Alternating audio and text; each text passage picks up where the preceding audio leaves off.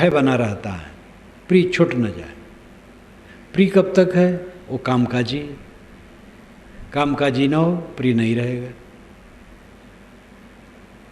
इसलिए सारी प्रियता का केंद्र कहाँ है?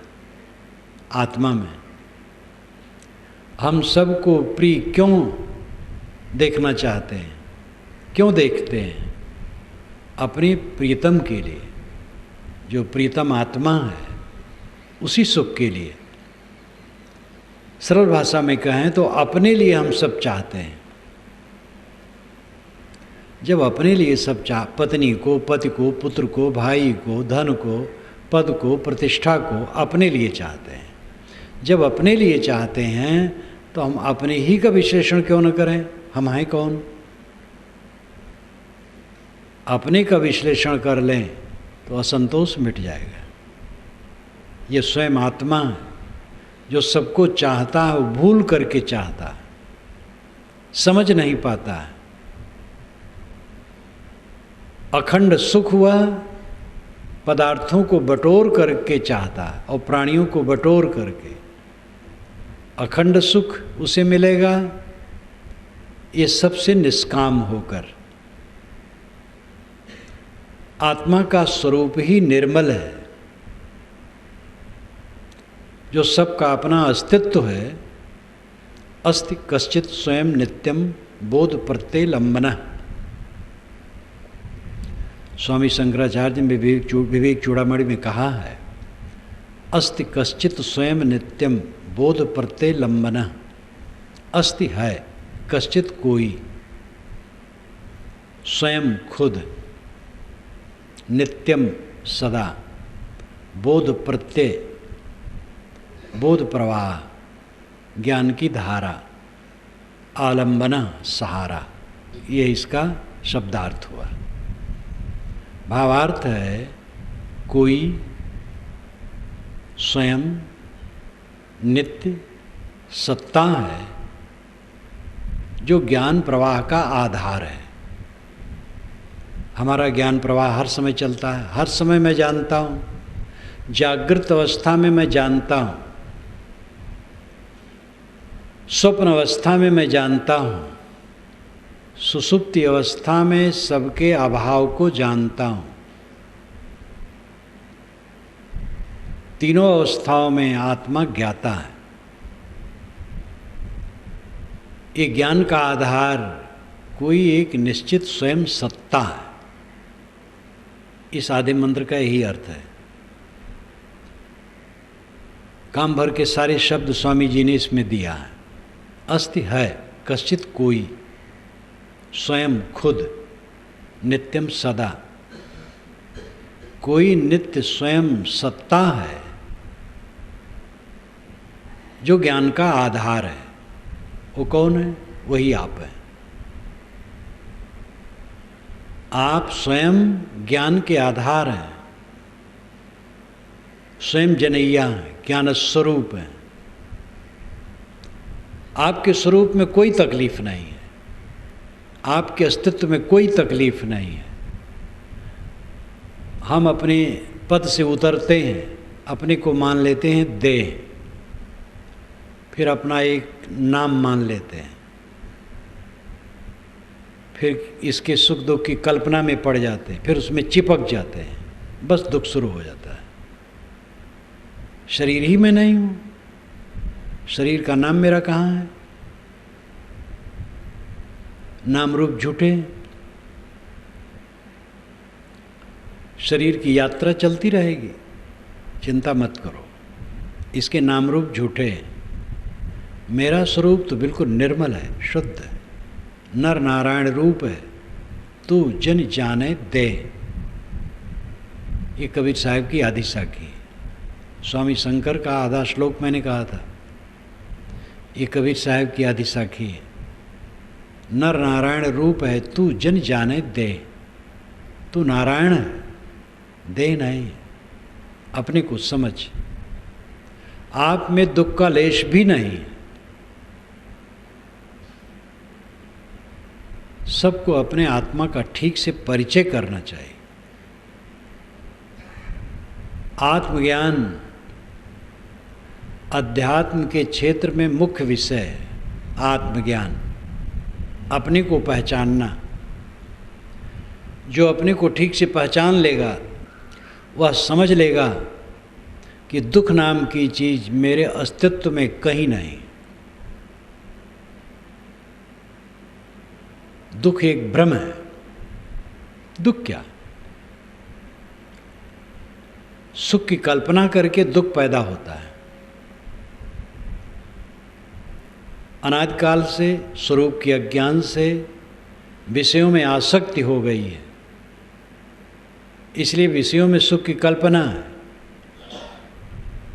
और उसको पाने के लिए हाथ पैर मारते रहते हैं और मिलती नहीं ये चीज़। सामान्य को नहीं, बड़े बड़े धनियों को नहीं मिलती। एक बार ऐसी छोटी सभा में गया था जहाँ करोड़पति लोग थे, 50-60 लोग रहे होंगे, डाबर, भंडारी, कोठारी, मारवाड़ियों के जो सरनेम होते हैं। किसी के चेहरे पर रौनक नहीं थी। और बात याद आई, गत बरस जब कलकत्ता से मैं लौटा था तो कई लड़के बंगाल के यहाँ कॉलेज में पढ़ते हैं, वो उसी में उनका रिजर्वेशन था। एक लड़के का तो मेरे सामने था, उसका मित्र सामने आके बैठ गया, ज़्यादा संवेदनशील था। उसने कहा, महाराज इस पूरे डिब्बे में आप लोग जो 2-3 हैं, इनके समान मैं किसी को प्रसन्न नहीं देखता हूँ पूरे डिब्बे में। हमने कहा भाई ये तो आप समझे कुछ। कहे आप लोग जितना प्रसन्न देखते हैं कोई नहीं दिख रहा, क्या कारण है? अब वो ऐसा रहा होगा, विचारक, चिंतक, सोचता होगा, परखता होगा। हम क्यों हरदम उदास बने रहते, दुखी बने रहते हैं? प्राणी पदार्थों की मान्यताओं का दाब हमारे दिमाग पर बना रहता है, इसलिए हरदम खिन्न, दुखी, असंतुष्ट। क्या हो जाएगा? कोई मर जाएगा, कोई नई बात है। प्रिय का वियोग हो जाएगा, अप्रिय का संयोग हो जाएगा, अप्रिय का संयोग होने के बाद वो भी वियुक्त हो जाएगा। बीमारी आ जाएगी, चली जाएगी, अपमान हो जाएगा, सम्मान भी आ जाएगा। इस सब में क्या रखा है? जब तक हम भौतिक धरातल से अपने मन को ऊपर नहीं उठाएंगे तब तक ये अवसाद, ये पीड़ा, ये वेदना, ये असंतोष, ये दुख मिटेगा नहीं। 10 वर्ष के पूर्व आपको अपमान मिले थे, सम्मान भी मिले थे, अनुकूल प्राणी पदार्थ मिले थे और प्रतिकूल भी मिले थे। आज कुछ है? 20 वर्ष के पूर्व, 30 वर्ष के पूर्व, 50 वर्ष के पूर्व कल मिले थे, आज वो है। ट्रेन में हम बैठते हैं, प्रेमी मिल जाते हैं, व्यंग करने वाले मिल जाते हैं, दोनों छूट जाते हैं। यहाँ क्या रहता है? विचारों का प्रवाह चित्त में जब तक चलेगा नहीं, चित्त की काई कटेगी नहीं। इसी काई में पड़े सब सड़ रहे हैं सदा से। कोई नई बात जीवन में क्या किया आपने? सोचिए। खाया, रूप देखा, स्वाद में आनंद की कल्पना की, अनुकूल शब्द सुनने की चेष्टा की, काम भोग में उद्वेगित हुए, राग किए, द्वेष किए, कलह किए, पैसा जमा किए, खर्च किए, हानि को देखे, लाभ को देखे, अनुकूल को देखे, प्रतिकूल को देखे। नया काम क्या किए? नया काम एक ही है, अपने मन को भौतिक धरातल से ऊपर उठा लेना। ये सब पानी की बुलबुली की तरह बन करके मिट जाने वाले हैं, स्वप्न की तरह खो जाने वाले, कुछ भी रहने वाला नहीं। जिस पर हम जीवन भर अपना अधिकार माने बैठे हैं वो स्वप्न नहीं, सुसुप्त की तरह हो जाएगा। सपने की तो याद होती है, लेकिन जब शरीर छूट जाएगा तो इसकी याद भी नहीं होगी। इन विचारों को अपने चित्त में ला करके जब तक हम उसे इससे उबारेंगे नहीं, तब तक मन का असंतोष मिटेगा नहीं। पदार्थों प्राणियों के प्राप्त होने से असंतोष मिटता नहीं। अनुकूल प्राणी पदार्थ जब प्राप्त हो जाते हैं तो क्षणिक संतोष होता है और उसमें हम रम जाते हैं, और उसका परिणाम यह होता है कि दुख का और बीज बो लेते हैं। फिर जब वियुक्त होता है तब पीड़ा होती है। काम भोग में आदमी पड़ा तो उसको संतोष हो गया। पहले उसके मन में काम की खलबली आई तो असंतोष हुआ, अब उसको लगा ये करने को मिले तो संतोष होगा। पुरुष है स्त्री को पाया, स्त्री है पुरुष को पाई तो संतोष हो गया। संतोष नहीं हुआ, वो असंतोष का बीज बोया। संतोष लगता है क्योंकि वृत्ति थोड़ी स्थिर हो जाती है, परंतु वही आसक्ति उसको और दौड़ाती है, वही अध्यास और खींचता है। दौड़ते दौड़ते कोई थक गया, बैठ गया, विश्राम करने लगा, आनंद आ गया, लेकिन वो दौड़ने के लिए ही विश्राम कर रहा है। जहाँ शक्ति आई फिर दौड़ेगा। भोग क्रिया में एक विश्राम की कल्पना हो जाती है, लेकिन दौड़ने के लिए आदमी मानो शक्ति भरता है। भोग क्रिया में लगने से विश्राम जैसा लगा, लेकिन उसमें एक शक्ति अर्जित हुई और फिर भोग में दौड़ा। यही सदा से करता आया है और भटकता आया है। एक रस सुख चाहो तो विषयों से अपने को अलग करो, अपनी शक्ति और योग्यता के अनुसार जहाँ जो हैं उससे अपने को ऊपर उठाने की चेष्टा करें। बहुत रागी भोगी हैं, घटाव हैं, जो ज़्यादा साफ सुथरे मन के हैं और जीते हैं, जो काफ़ी ऊपर उठ गए हैं पूरा जीत लें। सबके लिए संभावनाएं हैं। और एक अत्यंत रागी व्यक्ति को भी ये काम करना है, आज चाहे कल चाहे परसों। भोग का मार्ग सुख का मार्ग नहीं, त्याग का मार्ग ही सुख का मार्ग है। गृहस्थी में आदमी क्यों फंसता है? क्योंकि वो समझता हम रह नहीं पाएंगे वैसे।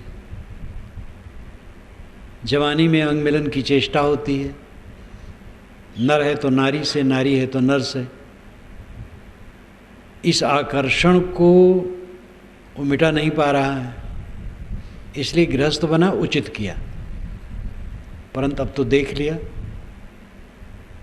जिसमें बड़ी लालसा थी वो तो देख लिया, एक बार, दो बार, चार बार, अनेक बार।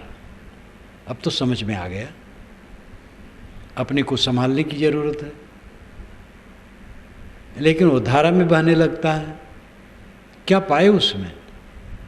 अपने को छीण किए, उद्वेगित किए, मलिन किए, पश्चाताप में डूबे, क्या पाए?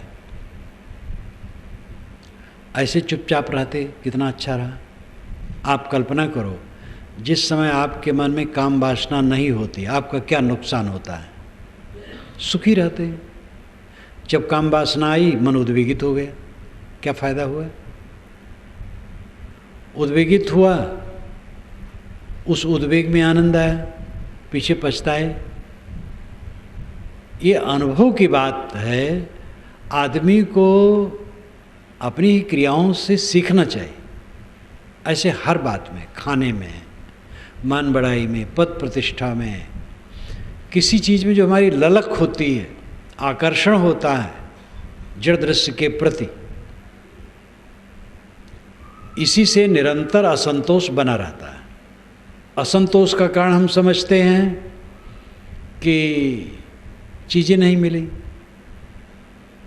जितनी चीज़ें मिलती 1000 गुना ज़्यादा मिल जाए तो लाख गुना असंतोष बढ़ जाएगा। बिना विवेक के कभी संतोष नहीं हो सकता है। भोग से संतोष कहीं होता है, भोग से संतोष का आभास होता है, भ्रम होता है।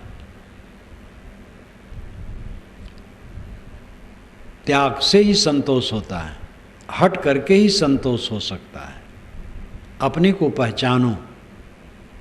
आपका स्वरूप निर्मल है, शुद्ध चेतन है। ध्यान की गहराई में पहुंच करके ही आत्मा का अनुभव होता है। ध्यान की गहराई में पहुंचने वाला अनुभव करता है, देह अलग है, मैं अलग हूँ और सारे बंधनों से मैं मुक्त हूँ। जब तक उस गहराई में न पहुँचे परिश्रम करना चाहिए, घबराना नहीं चाहिए। 10 बार भूल हो 11वें बार सावधान, 100 बार भूल हो 101वें बार सावधान। कभी घबराओ मत। पूरा काम करके ही उद्धार होगा और कोई आपका उद्धार दूसरा नहीं कर देगा।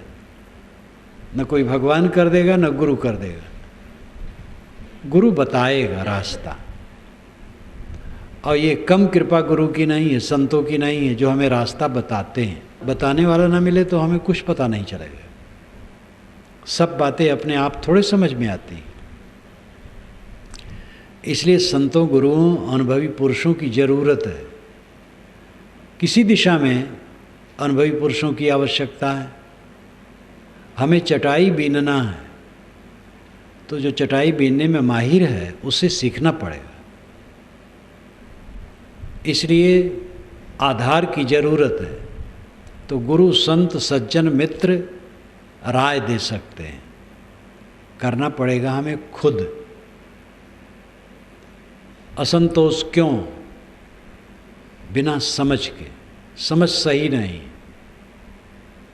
जो स्वभाव के अधीन है, प्रकृति के नियमों के अधीन है, ऐसे पदार्थों पर हम कब्जा चाहते हैं। जो अपने अपने सुख मान्यताओं के अधीन है, ऐसे प्राणियों पर हम कब्जा करना चाहते हैं। हर आदमी अपने अहंकार कामना में डूबा है। उन पर हमारा क्या अधिकार है? अगर वे विवेकी हैं तो उन पर भी अधिकार जमाने की क्या ज़रूरत है? किसी को अपने अधिकार में लेने की चेष्टा ही अपने को परतंत्र बना देना है। सब तरफ से जो निष्काम हो जाए, निर्माण हो जाए, वो आत्मसंतुष्टि पाता है। आध्यात्मिक साधना का रास्ता यही है। योग क्या कहलाता है? दुखों के संयोग का वियोग कर देना। दुखों का संयोग कहाँ से होता है? चाहना से, चिपकने से, मोह करने से, आसक्त होने से। आदत है अनाद काल से चिपकने की, प्राणी पदार्थों में आबद्ध होने की, आसक्त होने की। और इसकी मात्रा जितनी अधिक होगी उतना असंतोष होगा। अज्ञानवश, भ्रमवश असंतोष होता है, और अज्ञान भ्रम के कारण चल विचल प्राणी पदार्थों में मोह करने के कारण से वो असंतोष और बढ़ता है। विवेक ज्ञान प्राप्त करें। मेरा अपना स्वरूप निर्मल है, अद्वितीय है, असंग है, निर्वयव है, कैवल्य है, शुद्ध है। उसमें मन वाणी की गम भी नहीं। शरीर रूपी भवन में बैठ करके इंद्रिय झरोखों से हम दुनिया को देख रहे हैं, अभी ये भवन टूट जाए, संसार का पता नहीं रहेगा कहाँ गया। संसार रहेगा अपनी जगह पर, हमें पता नहीं रहेगा। सारा संसार आत्मा से बिल्कुल अलग है। अपने आत्मा की दूरी इससे समझें, ध्यान द्वारा इसको और पक्का करें। अंदर का असंतोष, मन का असंतोष हमारे अज्ञान और विजात पदार्थों के मोह के बस है। हम अज्ञान के अधीन हैं, स्वरूप का ज्ञान नहीं है। और जो विजाति वस्तु है, स्वरूप नहीं है, पर है, स्व नहीं है, पर है। पर में मोह है, इसलिए असंतोष है। पर से लौटकर स्व में आ जाना, यही हंसत्व है। नीर क्षीर विवेक किया, नीर को छोड़ दिया, क्षीर को ले लिया। अनात्मा का मोह छोड़ दिया, आत्मा में अपने आप परम विश्राम।